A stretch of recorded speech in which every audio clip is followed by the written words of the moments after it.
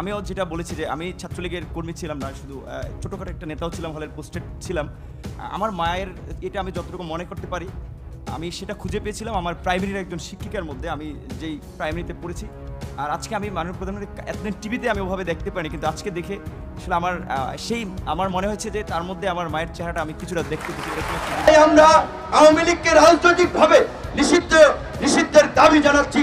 একই সাথে 2019 সালে ঢাকা বিশ্ববিদ্যালয়ের কেন্দ্রীয় ছাত্র সংসদ নির্বাচনে ভিপি নির্বাচিত হয়ে দেশের রাজনীতিতে আলোচনায় আসেন নুরুল হক নূর।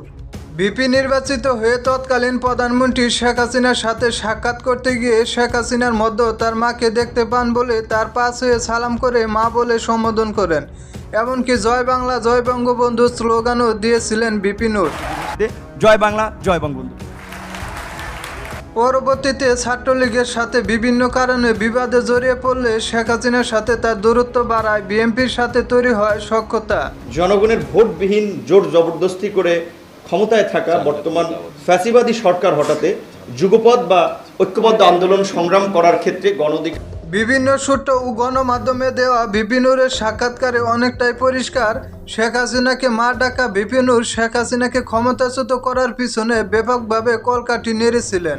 বৃহস্পতিবার আবার আন্দোলনকারী সমন্বয়কদের অনেকের সাথে আলাপ আলোচনায় কিন্তু আমরা এটা আলোচনা করেছি যে এখন আমাদের এক দফার বিকল্প নাই, কারণ আমরা যদি সরকার হটাতে না পারি তাহলে এই যে আমরা হাসিনার পতন না ঘটাতে পারি, সামনে আমরা রাজনীতি করব না। এই দেশে নাকে খত দিয়ে রাজনীতি করা লাগবে, হাসিনার গোলাম হয়ে থাকা লাগবে। ঠিক পড়ে গেছে। 18 জুলাই আমি হেফাজতের নেতা মুফতি মনির হোসেন কাসেমীর সাথে ফোনে কথা বলেছি।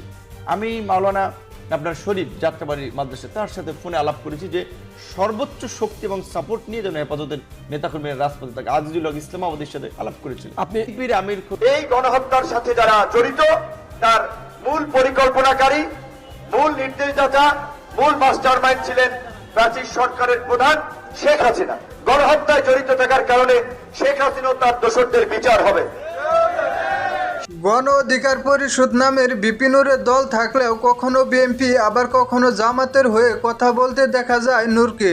দলের উৎপাত শুরু হয়ে গেছে, মনে হয় তারা ক্ষমতায় চলে এসেছে, এইটা হতে দেওয়া যাবে না।